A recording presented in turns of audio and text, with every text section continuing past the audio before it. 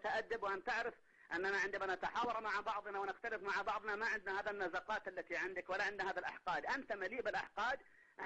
الآن يقول التاريخ هو أول من يفتش التاريخ.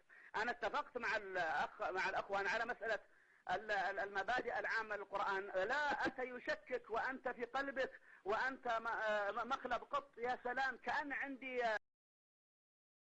كان عندي حزب فرق موت وسط الرياض. ايش هذا الكلام يا اخي؟ اسمع الجواب. امثال هؤلاء الناس هم الذين فرقوا المجتمع السعودي. جنس هذا الرجل هم الذين فرقوا وجلسنا نبغض بعضنا بعضا، ليس لانه موجود مثل الدكتور الفريح، لانه موجود مثل ابو المنتصر بلوشي. هذا بعدين روح يا اخي بلوش، اذا عندك خصومه مع ايران روح بلوشستان يا اخي، روح فجر وسوي اللي تبغاه. اما تتهم مواطن سعودي في قلب العاصمه الرياض وله ما يخفي شيء، واخرجت الاشياء التي اخرجتها ما خشيت شيئا ووجدت ضررا ما ندمت يا سيدي. هذا ابتلاء من الله عز وجل لينظر. اما عندما قلت للهاشمي لو وجدت امثالك، ما اقصد اني لم اكتب حقا. الذي كتبته انما قد تخرج الحق بلغه شديده وقد تخرج الحق بلغه هينه هادئه. فالاثر الذي وقع علي من خصومات جعلتني اشدد العباره، وربما قلت لو في مثل الاخ عبد الرحمن وتحاورنا ربما الاسلوب يختلف، قد تقول اسلوب واسلوب يختلف. اما يعني قوله عن المصاهرات بين بني اميه، المصاهرات نحن الان تجاوزناها مساله المصاهرات، وينقلها من يا ليته عالم بالانساب. النسب يا سيدي ليس اليك ان تنقل من كتب يا ظهير وتاتي تنقلها لنا هنا وقال فلان وقال فلان. نحن نعرف يا سيدي انك يجب ان تسكت اذا تحاور السعوديان وحاولوا في مشروعين فكريين في المملكة. مشروع فكري ربما أمثله في نقد الواقع، مشروع آخر مع الدكتور عبد الرحمن في إصلاح الواقع. إذا نقد الواقع مع إصلاح الواقع التقيا ما تأتي أن تفسد بيننا كما أفسدت على نفسك وأفسدت والله كآبة. يعني كثير من المشاهدين يرون بس شكله يكتئبون. طيب لحظة بس، لحظة يا أخ حسن، لحظة بس اسمع. هو كلام قاسي شوي لكن لعل الله يصلح بينكما في الاسلوب. تفضل. هو يحسب ان لحظة حسن نرجع لك. لحظة بس. اسمعني بالهداوة بالتي هي احسن يا جماعة. لا انزل على مصطفاه ولكن انظروا العقلية. انظروا العقلية. يقول كل من خالف المالكي اصبح ناصبي.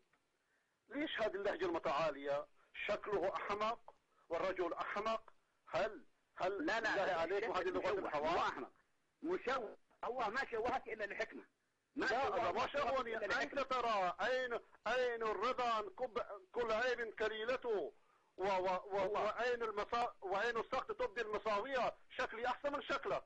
انا الان شكلي احسن. شكلي احسن. اترك ياتي مرة بعمامة مرة بالإمام.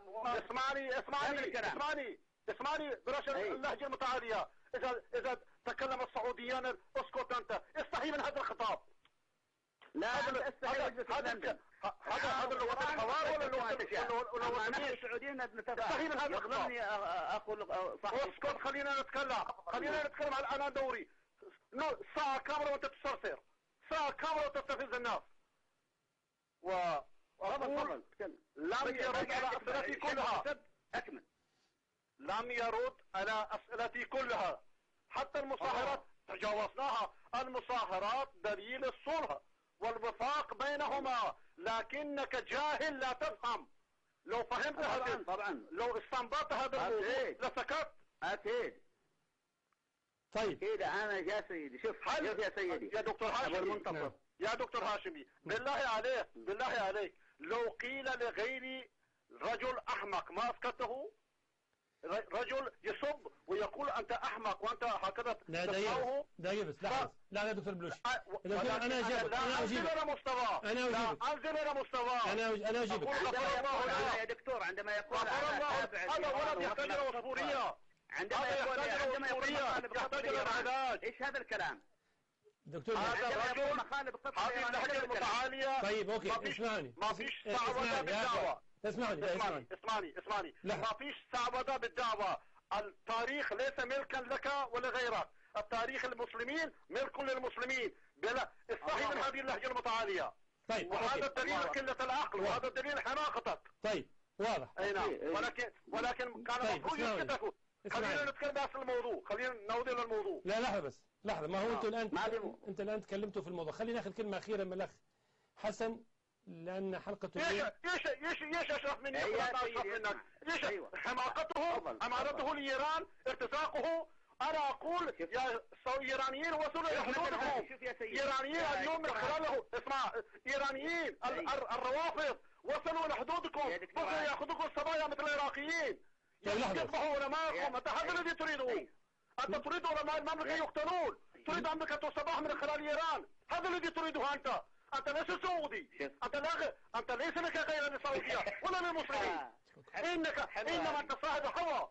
انت بحاجه الى مستشفى المجانين حتى تعالج. لحظة يا دكتور تفضل يا أخي. هذا الكلام. لحظة الدولة انت بحاجه لاسطوريه واحد يعالجك. لحظة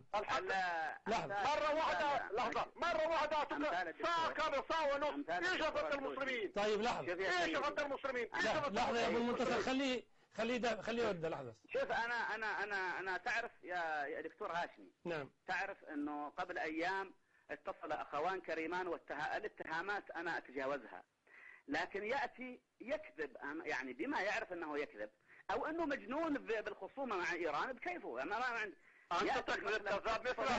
لحظة يا دكتور بوش، خلي يكمل خلي يكمل.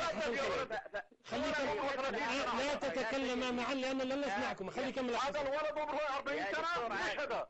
لحظة يا ابو المنتصر، لحظة بالمنتصر، لحظة. خلي يتكلم حسن. يا سيدي، إذا دخل الحوار يفسدونه. هذا معك من سنوات، والله أظن لولاه لاتفق كثير لو تقدمت كثير من النقاط. يأتي يفسد على طول. يعني لما رأى الجو ارتاح بيني وبين الدكتور عبد الرحمن أراد أن يفسد وأن يستحضر جميع الغلو. أبدا أنا لا أعرف دكتور عبد الرحمن، أول مرة أراه. أنا لا أعرف دكتور عبد الرحمن. أسمع خطابك أسمع خطاب دكتور عبد الرحمن، معقول أكثر من خطابك. لا أعرفك ولا أعرفه. لا أعرفك ولا أعرف، ولكن أرى خطاب دكتور عبد الرحمن معقول أكثر من خطابك. أنت تعرف يا سيدي هو مهووس بمعارضة سياسية، يريد يدخلنا نحن السعوديين بالغصب. بلاش كلمة السعودية والسعودية، لا تدخل بالسعودية بهذا الموضوع. أنت رجل ليس لك علم ولا لسه عقل. لو كان عقل ما كنت تثبت عنه. الله لا يبتليني. شوف هذه أجمل صورة رأيتها له، ومع ذلك القبح فيها لا يطاق. على أي حال، شوف يحكم من الكلام بالصورة هذا هو عقل. يحكم من الكلام بالصورة، ما أنا صورة جاية من صورتك. أنت صورة هذه صورة شبابك، صورتك الآن أمامي في الإنترنت مع أشياء جالس معك. يجب أن يتجنبها الحمقى. حسن وغير حسن. الحمقى مرفوع عنهم القلم. يجب أن يتجنبوا الحوارات حتى لا يفسدوها. وأظن كاملة تتكلم وما تحكي جملة مفيدة. تقدمنا الليلة ايش تقدمت غير الهزيان؟ ايش تقدمت غير الهزيان غير الهراء؟ هذا رجل مسكين يعني. هذا طيب اوكي، اسمعني. هو مسلط على يعني صار ناطق باسم مستقلة. يعني كل القنوات من 10 سنوات. انت شيله. انا شيله. هو ساعة يتكلم انا شيل لي. الآن أنا أتكلم مستقلة ولا أنت ساعة ونص؟ يا حسن يا أخ حسن اسمع يا جماعة يا دكتور أبو المنتصر. يا شيخ أنا طرحت لحظة هذا الجاهل. لحظة يا أبو المنتصر بسبب الوقت. آخر دقيقة 30 ثانية لك، 30 ثانية له. هذه الساعة أبو المنتصر آخر 30 ثانية. شوف يا دكتور. لحظة يا شيخ حسن، لحظة سأعطيك الكلمة الأخيرة. لحظة بس 30 ثانية بالمنتصر. لخص حديثك 30 ثانية. يا شيخ أنا لا أعرف دكتور عبد الرحمن ولا أعرف. أول مرة أرى كلامه مفيد. أرى المالكي بهذيانه أفسد الجلسة. خلينا نستفيد من السرد التاريخي من دكتور عبد الرحمن. أما هذا أنت أعطيته وقت الليلة أفسدت الجلسة برأيي. ما هذا اجتهادك. لا وإن كنت أنت حدثته لما سألته لا يرد.